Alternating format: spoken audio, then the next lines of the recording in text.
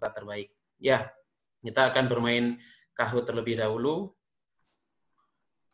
Silahkan adik-adik semua disiapkan gadgetnya.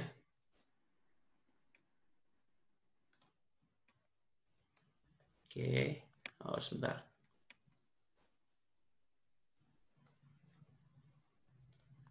Ya, baik yang ada di Pondok Pesantren Putra maupun yang sedang ada di rumah, bisa dibuka semuanya. Ya, sebentar proses.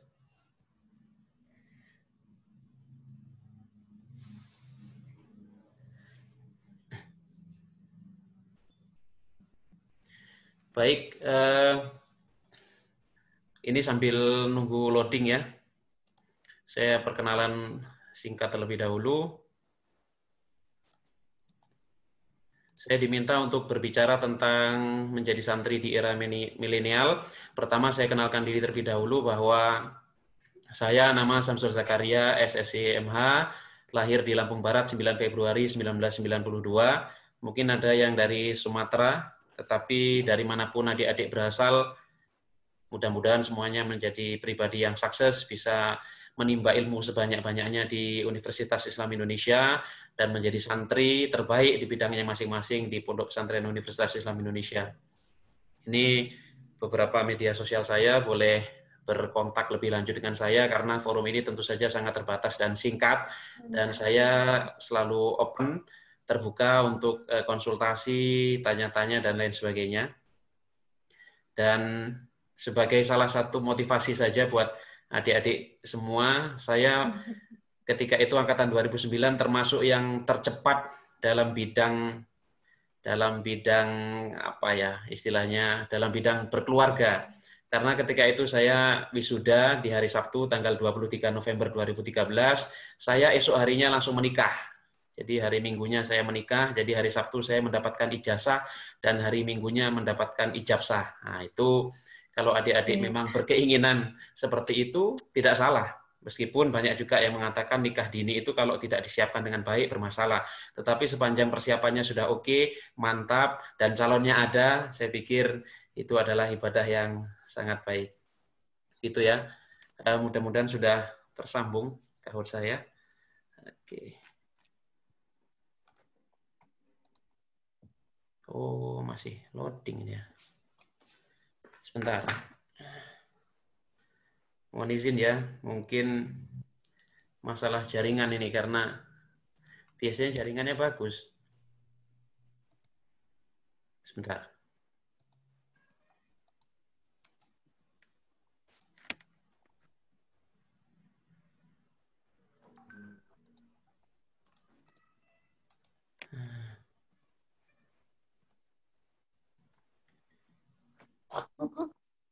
Baik. Sebentar.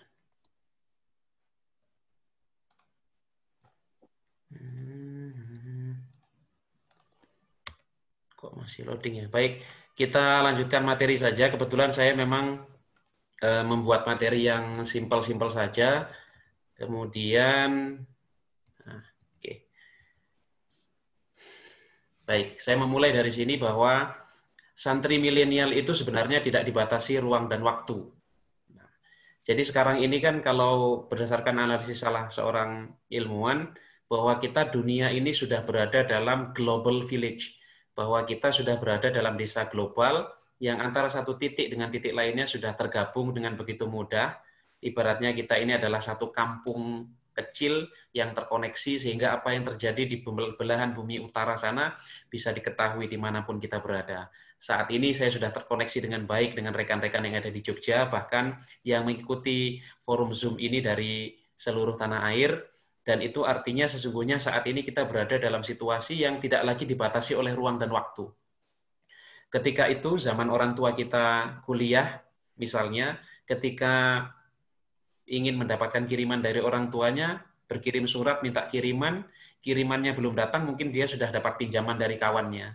Artinya masalahnya sudah terselesaikan terlebih dahulu. Atau ketika ada orang yang ingin menikah karena jauh sehingga berkirim surat kepada orang tuanya, surat itu belum sampai, mungkin dia sudah menikah terlebih dahulu. dan seterusnya. Begitu juga yang sakit ketika kabar itu sampai ke keluarganya mungkin sudah sembuh yang sakit. Itu betapa kemudian teknologi informasi itu membawa kita pada satu perubahan yang luar biasa, sehingga saat ini kita sudah terkoneksi dengan sangat mudah. Saya saat ini berada di ujung Nusantara, orang tua kami berada di Lampung, tetapi setiap hari, 2 hari sekali misalnya, atau setidak-tidaknya setiap 1 minggu 1 kali kita bisa bertelepon melalui video call, dan itu kita bisa melihat secara real time. Dan itu adalah salah satu keberkahan di mana kita hidup di zaman yang milenial seperti ini. Nah, lalu kemudian Gusmus mengatakan siapapun yang berakhlak santri, maka ia adalah santri. Ini tentu saja menjadi satu pelajaran bagi kita semuanya, termasuk saya dan adik-adik semua, bahwa santri itu tidak hanya terbatas mereka yang tinggal di pesantren. Salah satu syarat untuk menjadi santri dalam konteks definisi klasik itu boleh jadi adalah mereka yang tinggal di pesantren di tempat yang khusus. Tetapi untuk dunia saat ini tentu saja sudah tidak seperti itu lagi. Dan statement ini menjadi satu pelajaran penting bagi kita, menjadi pengingat bagi kita bahwa you mengaku santri, tetapi kalau akhlaknya tidak menunjukkan sebagai santri yang sesungguhnya, maka sesungguhnya tidak layak lagi disebut sebagai santri. Dan akhlak di sini bukan hanya tata etika, sopan santun saja, tetapi adalah bagaimana dia bersikap, bagaimana kemudian dia berperilaku, bagaimana dia berkarya, bagaimana dia berperan dalam konteks kehidupan masyarakat secara luas. Maka siapapun orangnya sesungguhnya, ketika dia bertakhluk layaknya seorang santri, maka ia disebut sebagai santri. Apalagi teman-teman yang memang tinggal di satu tempat yang disebut dengan pesantren, kemudian mengkaji kitab-kitab klasik, juga kitab-kitab modern, dan mengembangkan dirinya sesuai dengan bidangnya masing-masing, apalagi dibekali dengan kemampuan dwi bahasa, dan terus dikembangkan yang saya tahu di pesantren UII, maka tentu saja teman-teman jauh lebih pantas untuk disebut sebagai santri. Tetapi manakala santri yang tinggal di pesantren UII, dan dia melepaskan kesantriannya, akhlaknya sudah tidak mencerminkan sebagai seorang santri, maka sebaliknya, boleh jadi dia tidak layak atau tidak pantas lagi disebut dengan santri. Baik, jadi santri milenial bukan semata identitas. Karena memang sekarang ini kan kita mudah sekali untuk mengatakan milenialitas. Jadi ada santri milenial, ada pesantren milenial, ada sekolah milenial, ada zaman milenial, dan lain sebagainya. Tetapi kita tidak boleh terjebak dengan adanya identitas itu sendiri. Jadi yang namanya santri milenial bukan hanya semata identitasnya saja, tetapi yang lebih penting dari itu adalah substansinya atau isinya itu sendiri. Sebab yang namanya tugas menimba ilmu itu harus tuntas.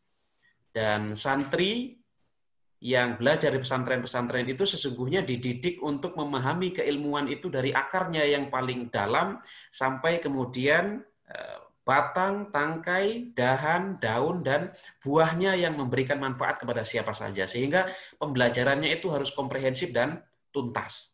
Maka kita biasa belajar ilmu nahwu shorof, tentang asal-usul kata, dan lain sebagainya. Tetapi kita bisa mengkontekstualisasikan kaidah-kaidah dan teks-teks agama yang kita pelajari dalam konteks kehidupan yang luas. Itulah yang kemudian disebut dengan kita menimba ilmunya harus tuntas. Santri milenial bagi saya harus matang spiritualitasnya. Sehingga saya sering katakan dalam banyak forum bahwa yang namanya santri atau mereka yang kuliah di universitas-universitas yang Islam atau siapapun juga yang mengaku sebagai orang yang ingin dirinya menjadi lebih baik harus matang secara spiritualitas. Saya tidak bisa memaksakan kawan-kawan semuanya rajin tahajud, semuanya rajin puasa, semuanya rajin tirakat, semuanya rajin baca Quran, tidak. Tetapi yang saya minta adalah paling tidak sebagai seorang santri itu punya khas. Kalau teman-teman biasa puasa, lanjutkan puasanya. Jadikan itu sebagai identitas dan karakter. Bagi mereka yang biasa sholat tahajud, lanjutkan tahajudnya. Istiqomahkan, karena al-istiqomah khairu min alfi karamah. Konsistensi dalam melakukan sesuatu itu jauh lebih baik daripada 1000 kemuliaan. Dan bagi yang biasa membaca Quran one day one juz, lakukan itu karena ya'ti yaumal qiyamati syafi'an li ashabihi. Bahwa Quran yang kita baca akan datang di hari kiamat menjadi penolong bagi yang membacanya. Artinya harus memiliki identitas, spiritualitas. Dan ini yang harus dicatat adalah bahwa untuk amalan-amalan yang sifatnya wajib seperti sholat 5 waktu dan seterusnya tentu saja itu sudah tidak bisa ditawar. Tetapi yang saya sampaikan adalah punya satu amalia sunnah yang diistiqomahkan, yang itu menjadi kekhasan yang apabila kita tidak melakukannya maka kita akan merasa kurang. Nah, itu adalah pondasi. Itu adalah salah satu benteng yang menjadikan kita bisa matang secara spiritualitas. Kemudian yang kedua, dari sisi teknologi informasi sekarang tidak ada alasan lagi. Jadi kalau zaman dulu orang bisa masih mengenal istilah gaptek, tetapi kalau untuk santri milenial saya pikir istilah gaptek itu sudah tidak semestinya ada pada dirinya, sehingga tidak ada alasan kita bisa belajar, kita bisa membaca, kita bisa bertanya kepada kawan, kepada guru, kepada dosen, kepada teman kita, kepada Google, dan seterusnya. Dan teknologi informasi itu bukanlah sesuatu yang menjadikan kita terjerumus kepada hal-hal yang tidak baik, tetapi harus kita gunakan semaksimal mungkin untuk menjadikan kita pribadi yang lebih baik, memudahkan kita mendapatkan ilmu yang jauh lebih banyak dan seterusnya. Dan kemudian secara intelektualitas. Jadi zaman kami menjadi santri ketika itu dari para senior termasuk kami memang dididik untuk kuat secara intelektualitas di bidangnya masing-masing. Tentu tidak bisa kalau santri itu semuanya ahli di bidang fikih, semuanya tidak. Karena jurusannya juga macam-macam. Artinya apapun konsentrasinya ketika mendalami ekonomi baik konvensional maupun ekonomi Islam harus kuat fondasi keilmuannya, harus kuat kemudian tradisi membacanya, harus kuat pula kontekstualisasinya dalam kehidupan kita sehari-hari. Karena percuma kalau kita belajar teori terlalu banyak, tetapi ketika kita diminta untuk terjun di masyarakat beradaptasi, ternyata kita mengalami kesulitan-kesulitan. Kemudian yang berikutnya, setiap masa ada santrinya. Jadi di Pondok UII yang saya tahu sejak 96 sampai sekarang tahun 2020, berarti sekitar 24 tahun telah melahirkan banyak santri dengan beragam keunikan, dengan beragam kekhasan, yang tentu saja itu akan menciptakan sejarahnya di masanya masing-masing. Dan setiap santri ada masanya. Dan teman-teman yang menjadi santri di tahun 2020 ini tidak usah khawatir untuk kemudian menciptakan hal-hal yang baru, menciptakan kreasi baru, menciptakan suasana baru yang menjadikan teman-teman lebih semangat, menjadikan Pondok Pesantren Universitas Islam Indonesia memiliki kekhasan yang lebih dibandingkan dari yang dahulu kami alami selama menjadi santri, dan seterusnya. Kemudian santri UII dapat dikenali cirinya. Santri milenial PPUI begitulah semestinya. Maksudnya apa? Jadi teman-teman di kampus biasanya kalau mereka bergaul dengan santri UII, dia bisa mengenali bahwa ini adalah santri, memiliki kekhasan, memiliki perilaku yang memang menunjukkan dirinya sebagai seorang santri, dan begitu kawan-kawan juga yang saat ini bisa kita katakan sebagai santri milenial, harus pula memiliki kekhasan, memiliki keunikan tadi, yang kemudian orang harus mengenal bahwa kita memang santri UII yang mendapatkan beasiswa dari kampus UII, sehingga kita harus memiliki kontribusi yang lebih terhadap kampus kita UII. Kemudian yang berikutnya adalah bagaimana kemudian seorang santri milenial itu yang ideal seperti apa? Itu adalah yang berpikir moderat dan merawat kemajemukan. Karena banyak pasti nanti kawan-kawan di kampus, ada dosen, ada kawan-kawan kita yang pemikirannya ekstrem kanan dan ekstrem kiri. Dan itu pun sebagai santri kita tetap harus mengapresiasi, tidak boleh langsung menyalahkan, mengkafirkan, dan seterusnya. Karena itu bagian daripada dinamika pemikiran. Tetapi konteks santri UII itu biasanya adalah santri yang berpikir moderat, berpikir wasaton, yang berpikir tengah-tengah, dan dia merawat dan menghargai kemajemukan itu sendiri. Berbeda bukan alasan untuk kemudian runcingnya perselisihan, justru menjadi sebab indahnya harmoni keberagamaan.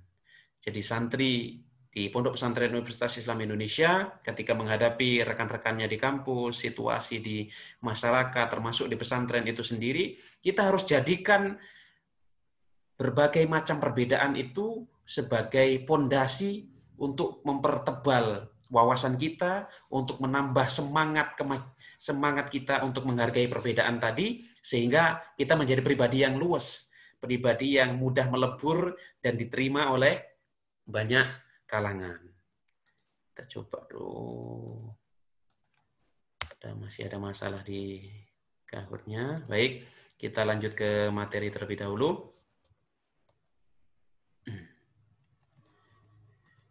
Kemudian yang berikutnya, adik-adik yang dimuliakan Allah Subhanahu wa taala, lalu santri milenial PPYI itu sebetulnya seperti apa yang kemudian harus dimilikinya, yang harus menjadi komitmennya. Pertama, tentu dari sekian ribu mahasiswa yang saat ini menjadi mahasiswa di tahun 2020, hanya beberapa saja yang berhasil dan kemudian mendapatkan peluang dan kesempatan untuk menjadi santri Pondok Pesantren Universitas Islam Indonesia. Dan itu tentu saja adalah satu kesempatan yang berharga. Gunakan waktu teman-teman semua sebaik mungkin untuk berkarya di bidangnya masing-masing.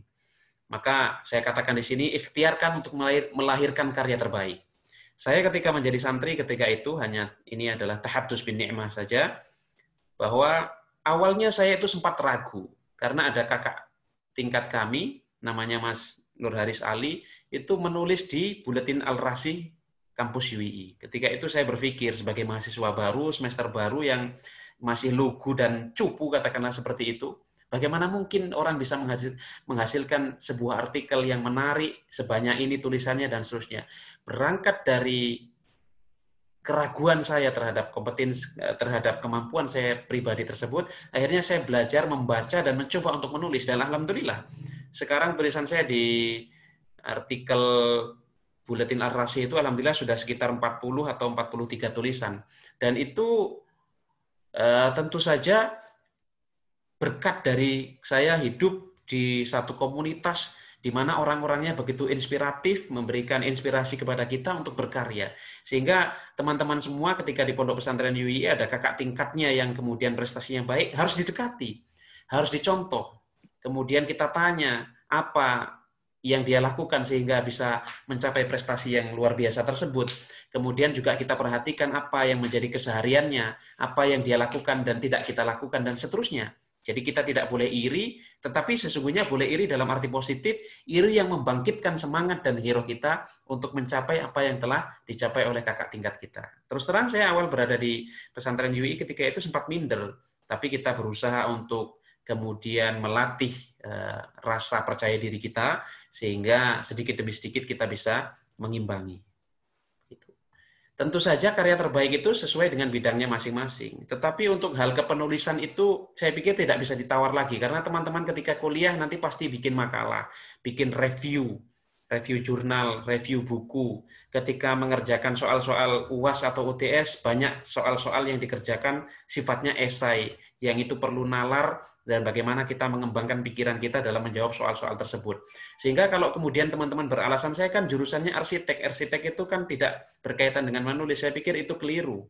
Jadi kalau santri tetapi dia tidak mau menulis, itu sesungguhnya adalah alasan yang dibuat-buat. Santri apapun bidangnya, sesungguhnya harus memiliki kompetensi yang cukup dalam hal bidang kepenulisan. Bagaimana kita bisa menulis dengan baik? Tentu saja harus banyak membaca, banyak melihat tulisan-tulisan orang, banyak kemudian kita tertarik dan terus menggali, sehingga dengan bacaan yang banyak tersebut, kita memiliki referensi yang cukup, memiliki diksi-diksi yang variatif ketika kita akan menulis. Karya itulah yang akan menjadi jalan kita ke depannya. Maksudnya apa? Kalau kita terbiasa menulis, itu akan terus terbawa sampai kapanpun kita bisa menulis dimanapun, menulis apapun yang bermanfaat bagi siapa saja.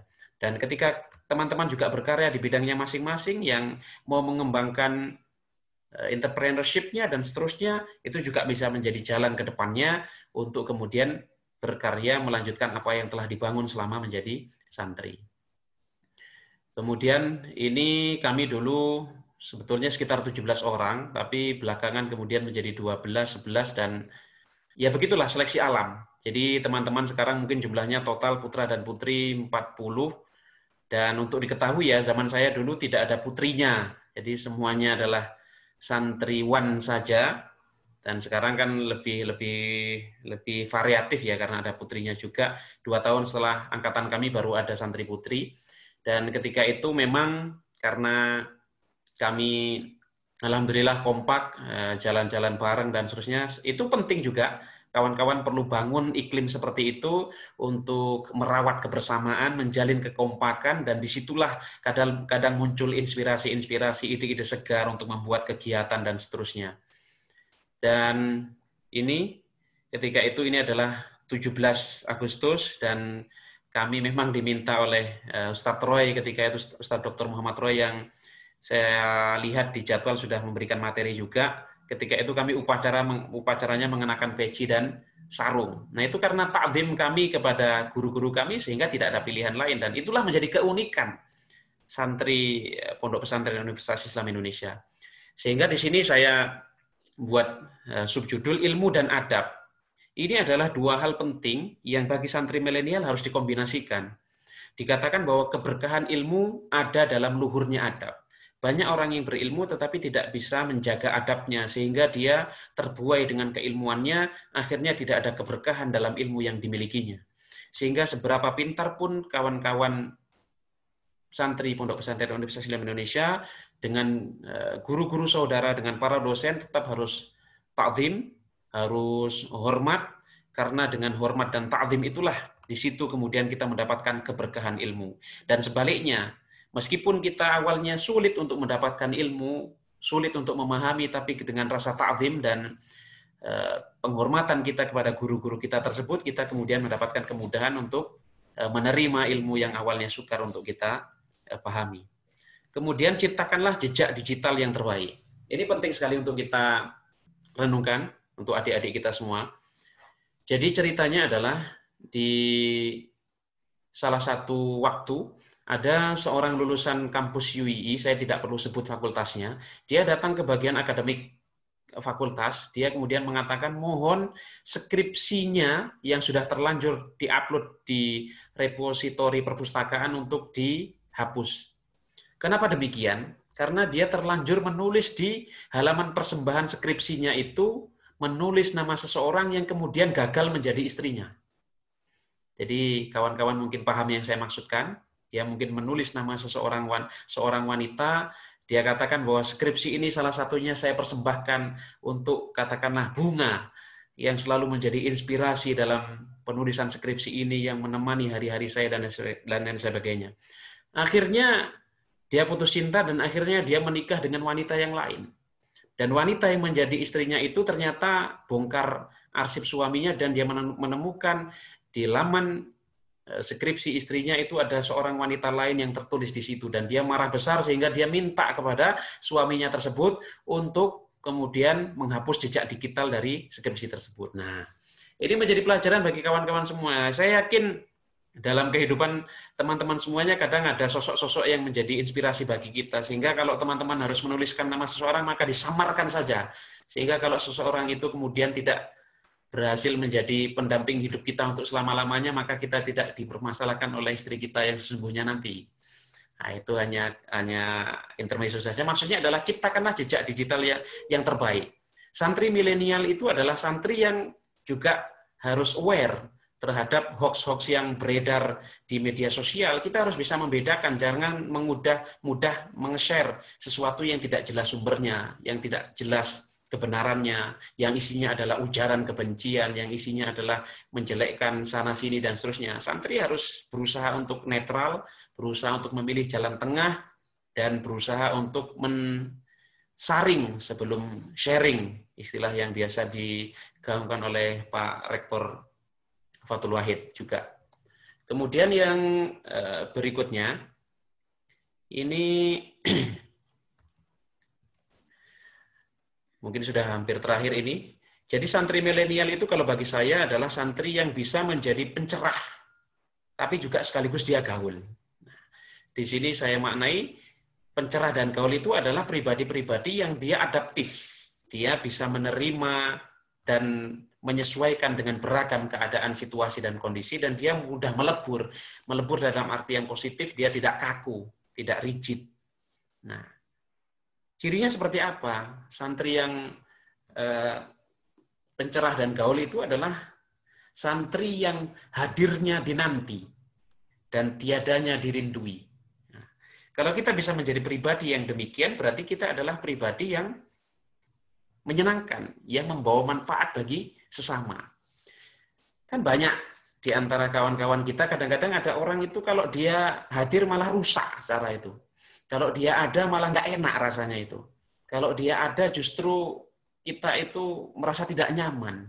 Nah, ini naudzubillah, jangan sampai kita menjadi pribadi yang seperti itu. Maka jadilah santri itu yang enak ngobrolnya, yang perhatian, yang mudah untuk memberikan solusi, menjadi santri yang pendengar, sehingga hadirnya itu dinanti-nantikan. Nah, disitulah. Kalau kita tidak menjadi orang yang hadirnya dinanti, akhirnya kita menjadi teralienasi, menjadi terasingkan, dan nilai kemanfaatan yang ada dalam diri kita menjadi minimal. Dan kemudian kalau kita menjadi pribadi yang hadirnya dinanti, biasanya tiadanya dirindui. Kalau nggak ada, kita rindu. Ditanya, kenapa? Kapan bisa bergabung lagi?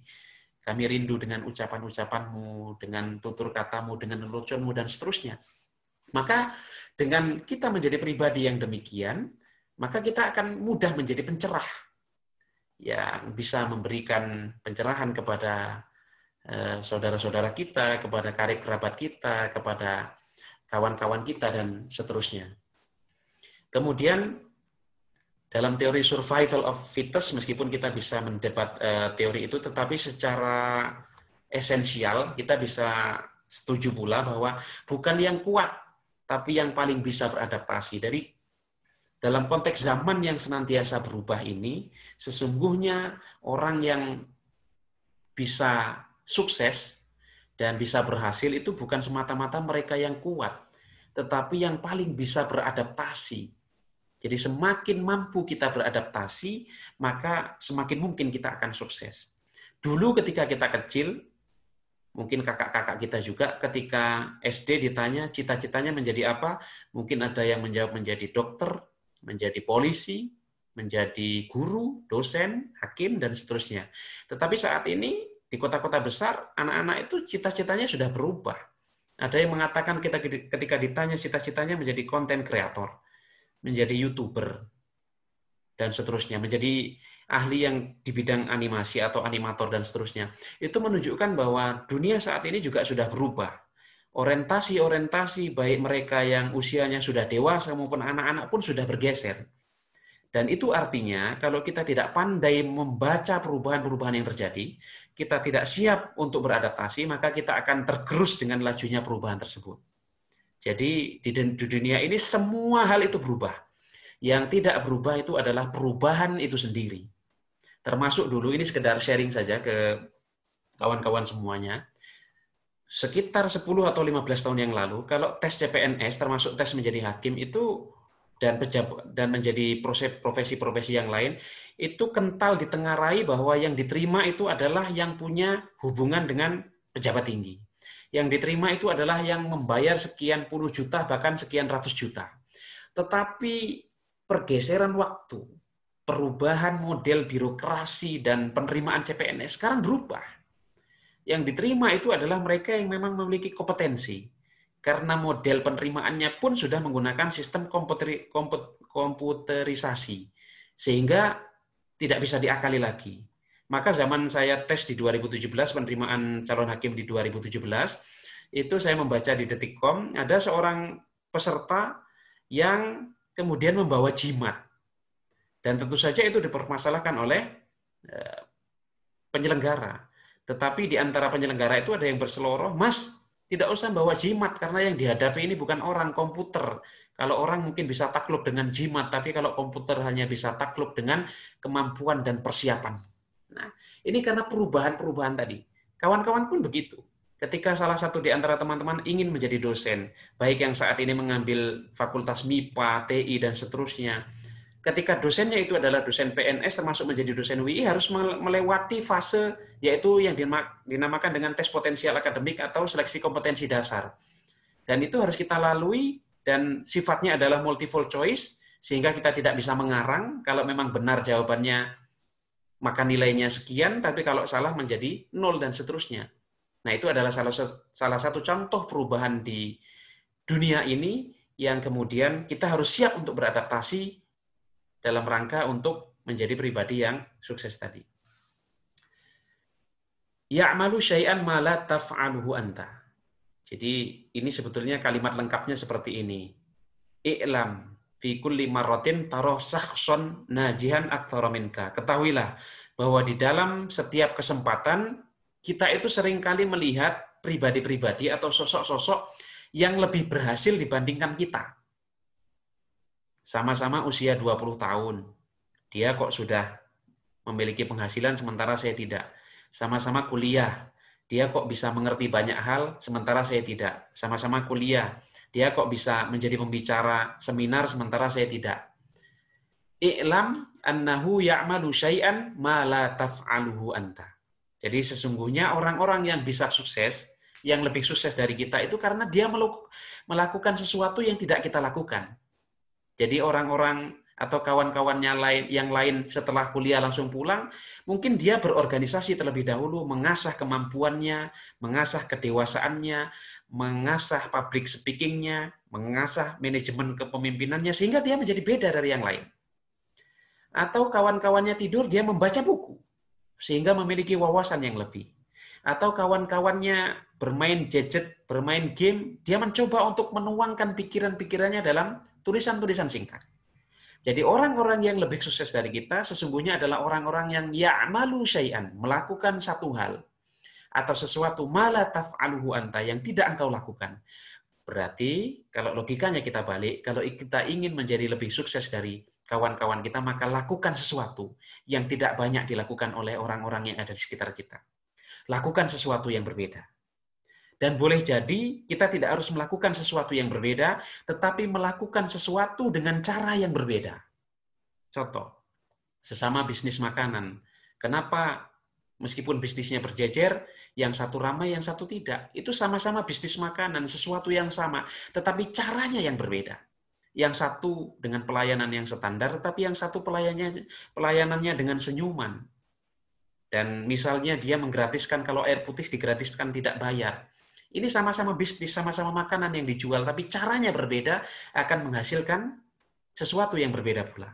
Maka ya'malu syai'an ma la taf'aluhu anta. Maka investasikan waktu teman-teman, mumpung masih awal, untuk melakukan sesuatu yang tidak banyak dilakukan oleh kawan-kawannya, sehingga kalian menjadi berbeda dari yang lain.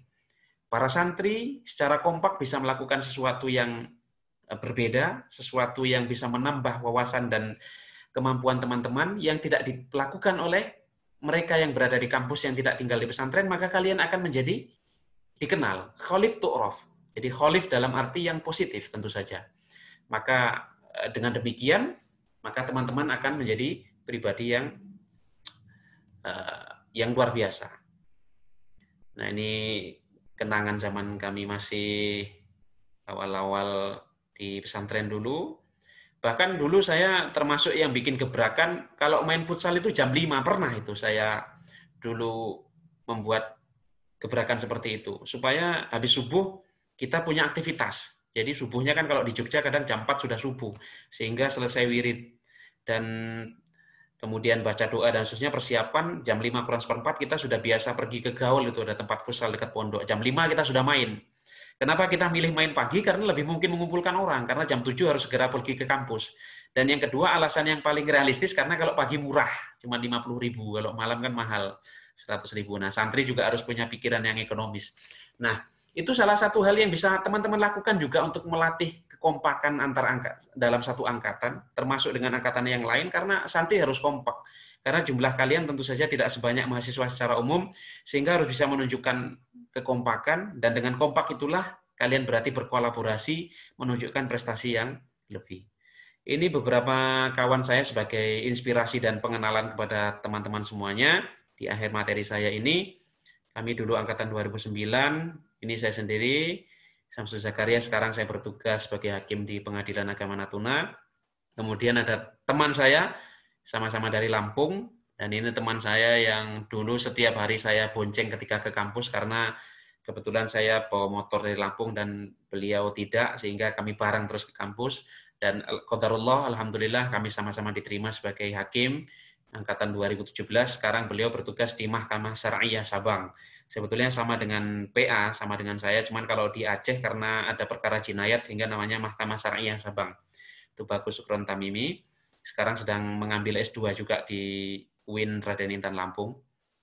Kemudian ada teman saya yang kalau sesuai jadwal akan mengisi juga, yaitu Mas Saifullah Yusuf SPDI MPDI. Beliau adalah dosen tetap Fakultas Ilmu Agama Islam Universitas Islam Indonesia.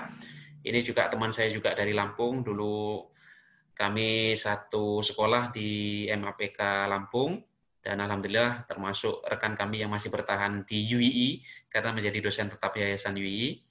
Kemudian ada juga teman kami Muhammad Mikdam Musawa SSI MSc. Ini kalau yang Fakultas MIPA nanti insya Allah ketemu dengan beliau, dosen tetap Fakultas Matematika dan Ilmu Pengetahuan Alam UII. Itu juga pernah satu kamar dengan saya ketika itu. Dan berikutnya ada Mas Ahmad Nurdani SEI SEMEK. Ini angkatan kami juga saat ini menjadi dosen tetap UIN Sunan Kalijaga Yogyakarta. Kemudian ada Mas Ahmadi Hasanuddin Dardiri SHMH, saat ini juga sedang mengambil program doktor di Universitas Islam Indonesia, nampaknya sudah mau selesai juga, dan sekarang menjadi dosen tetap IAIN Salatiga. Dan yang berikutnya ada Mas Ahmad Zaini Aziz, ini dari Lampung juga, SPDI MPDI, sekarang beliau menjadi Kepala SDIT Pelitaku di Lampung. Dan teman-teman bisa melihat dari 7 orang yang saya tuliskan ini, alhamdulillah rata-rata sudah S2 semua, tinggal Mas Tubagus yang sedang menyelesaikan, dan ada kawan kami 5 yang lainnya bergerak di bidang pendidikan dan entrepreneurship. Dan ini juga saya menyarankan kepada kawan-kawan semuanya, adik-adik saya, para santri baru, bahwa nanti kalau sudah menyelesaikan S1-nya, silakan di planning mau seperti apa. Mungkin tadi sudah banyak disampaikan oleh Ustadz Abdurrahman Al-Faqih, senior kami juga, yang mau S2, segerakan S2-nya. Karena kalau zaman orang tua kita dulu lulus SMA itu sudah top, sudah luar biasa. Zaman kakak-kakak kita S1 itu sudah istimewa. Tapi sekarang ini S2 doktor saja sudah terlalu banyak. Sehingga kalau kita hanya tamat S1, tentu saja masih kurang. Dan itu tolabul ilmi itu kan tulus zaman. Sepanjang zaman, sehingga harus terus semangat untuk menimba ilmunya itu harus dijaga. Dan saya pun juga demikian. Alhamdulillah sudah menyelesaikan S2-nya, juga terpikir bagaimana caranya bisa segera untuk mengambil program S3. Dan saya doakan para santri adik-adik saya semuanya bisa sukses, bisa menjadi santri yang luar biasa. Saya percaya adik-adik semua adalah orang terpilih, dan salam hangat dari saya dari ujung NKRI ini di Kabupaten Natuna, salah satu kabupaten yang dulu pernah disinggahi oleh WNI dari Cina yang diisolasi 14 hari di sini. Dan saya doakan mudah-mudahan di antara kalian bisa berkunjung ke sini di pulau-pulau yang ada di Nusantara, kita mengarifi tempat-tempat yang luar biasa. Dan sekarang kita sudah terkoneksi, meskipun saya di sini bisa berbagi untuk kawan-kawan yang ada di Jogja. Dan saya doakan semuanya sehat, tetap jaga protokol kesehatan dalam situasi seperti ini. Dan ini alhamdulillah kayaknya kahutnya sudah bisa, silakan dibuka. Ini mungkin cukup 5 atau 7 menit, insya Allah selesai.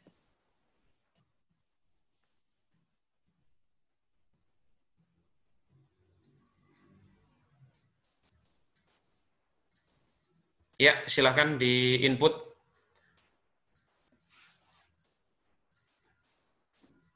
PIN-nya sudah ada.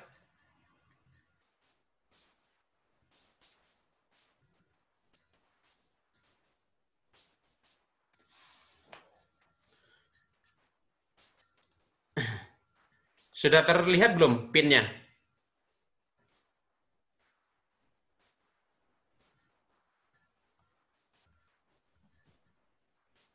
Ya, belum Ustadz. Belum ada PIN-nya ya? Oh, belum ada ya? Ya, belum ada Ustadz. 5012897 belum ada ya?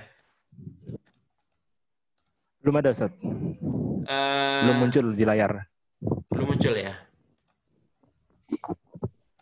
Ya, belum muncul di screen sharing-nya. Coba kalau... Oh, sebentar, saya ulangi. Oke. Ya. Sudah?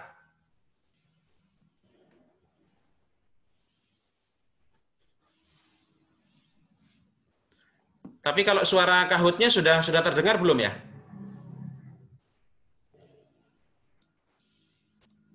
Oh ya, ya silakan. Suaranya belum Ustaz, tapi kahutnya sudah. Oh ya, suaranya saya share sebentar.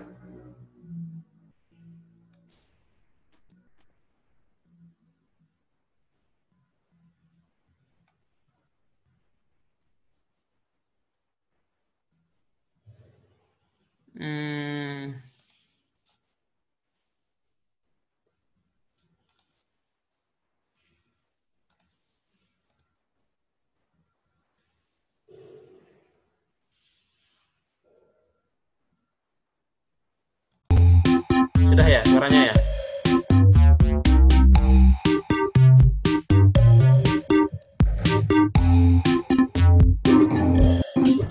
Suaranya sudah terdengar?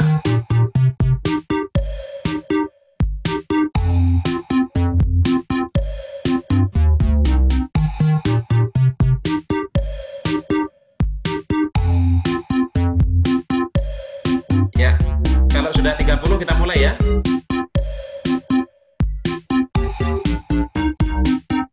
Baik, ini karena kebetulan saya backgroundnya dari hakim dan dulu kuliahnya di Fakultas Syariah jurusan Ahwalus Sasiyah, jadi mungkin beberapa soalnya berkaitan dengan dunia pernikahan Ahwalus Sasiyah, dan santri tidak ada alasan harus mengetahui hal-hal yang berkaitan dengan dunia hukum Islam juga.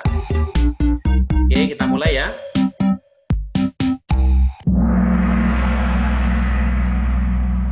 Ya, jawab secepat-cepatnya.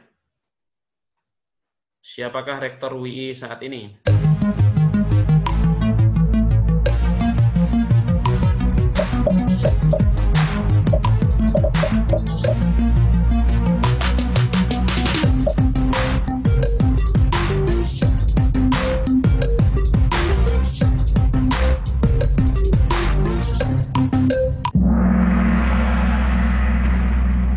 Pada pintar semua ini. Halo? Baik, alhamdulillah 28 orang menjawab dengan benar. Kita lihat, ya, Iron Man. Wah, ini siapa ini? Yang nomor 1. Baik, soal berikutnya.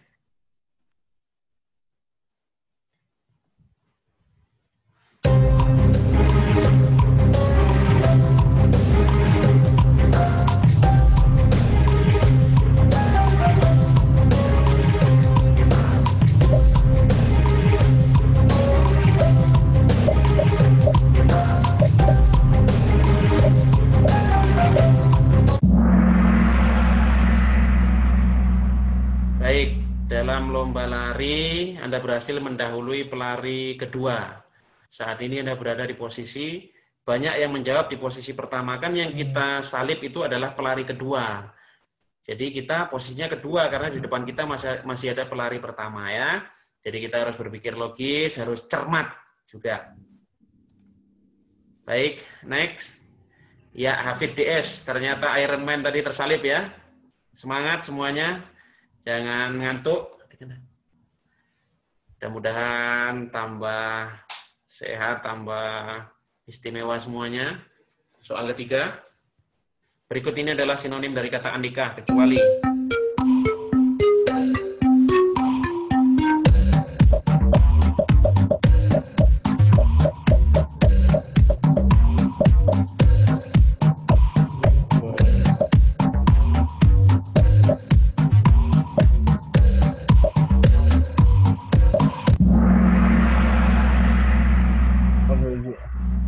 Baik, iya.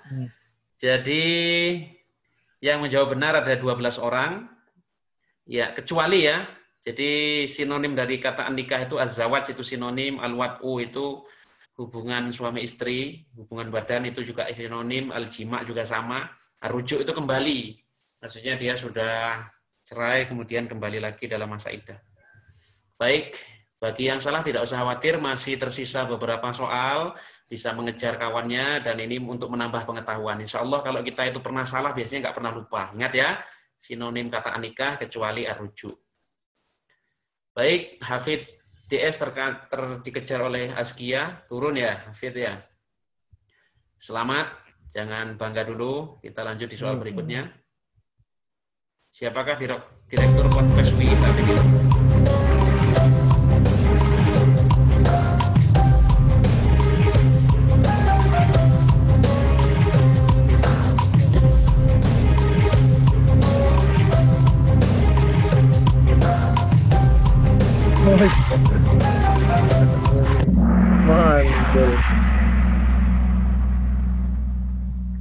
Loh, oh ini kok 0 ya?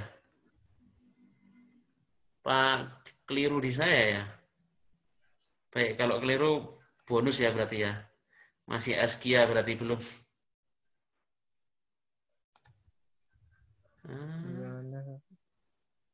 Sinyalnya ya? Iya. Coba reconnecting.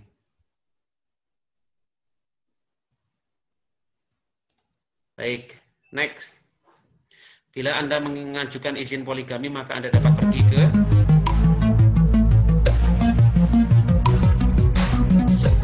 Min. Coba.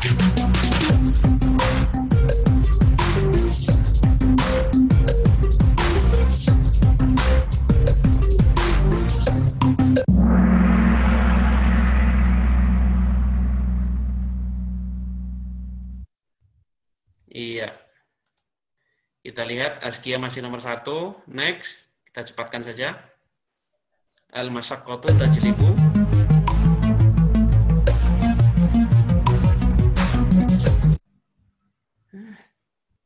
sinyalnya.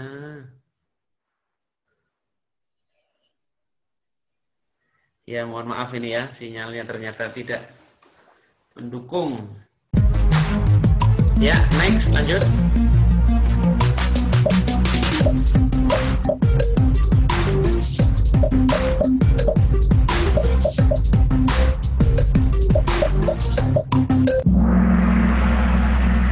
Baik, yang betul al-masyaqqatu tajribut taisir ya. Taukil, takwil, tafsir itu hampir sama tapi beda. Baik, nomor 1 Mbah Komeng. Wah, sekian nomor 2. Masih ada beberapa soal lagi. Berikut ini adalah bidang-bidang yang diatur dalam kompilasi hukum Islam, kecuali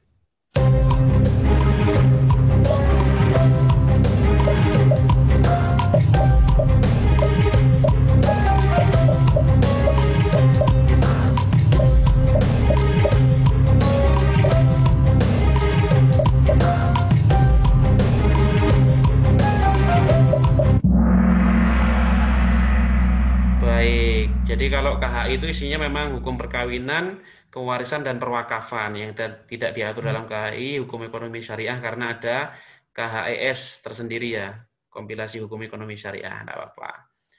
Oke, Askia naik lagi, hati-hati, ada 3131, 133 juga ini namanya.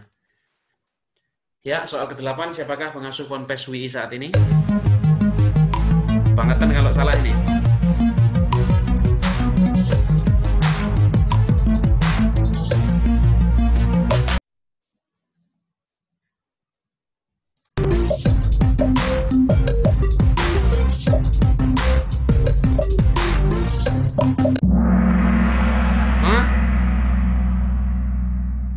Masih ada yang salah ya? Masih ada yang jawab Ustadz Roy, ada yang jawab Ustadz Tamyiz, mungkin salah pencet ya.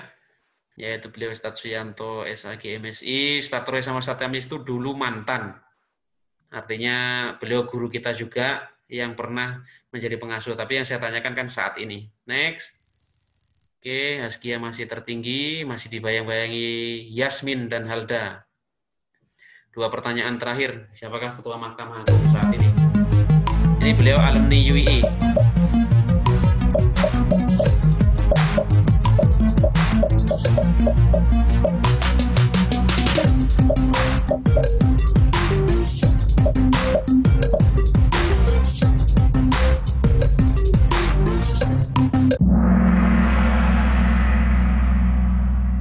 Baik. Banyak yang jawab Prof. Mahfud ED ya. Prof. Mahfud MD memang alumni, tapi beliau sekarang menjadi Menko Polhukam.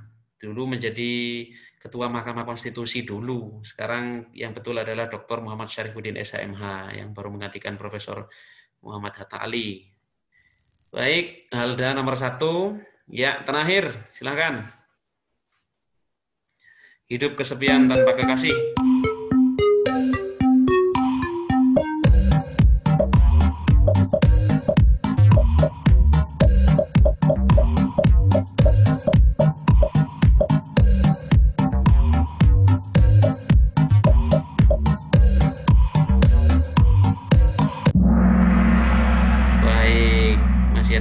kompak ya. Oke, inilah juara kita. Nomor 3 Yasmin, silakan dicatat panitia. Nanti dikonfirmasi nama lengkapnya atau nama aslinya siapa.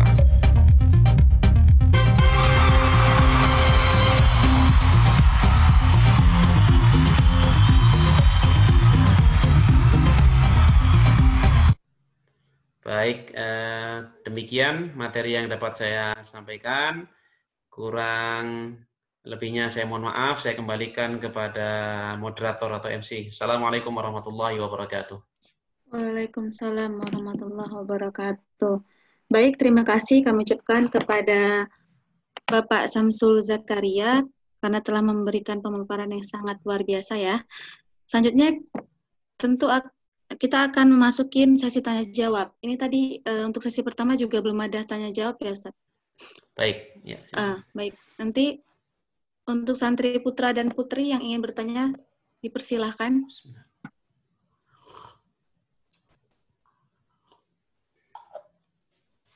Untuk santri putra nanti dimohon mohon untuk panitia ya untuk ini membantu di sana.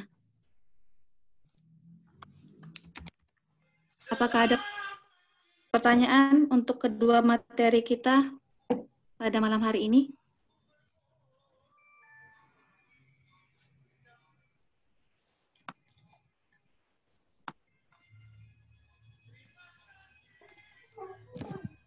Ya, dari santri putra kami persilakan. Ya.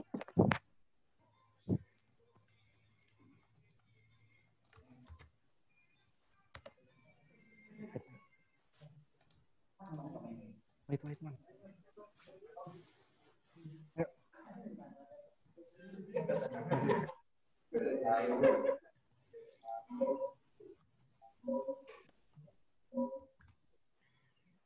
Silakan. Ya, ada pertanyaan dari satu santri. Iya. Boleh disebutkan nama dan asal prodi ya?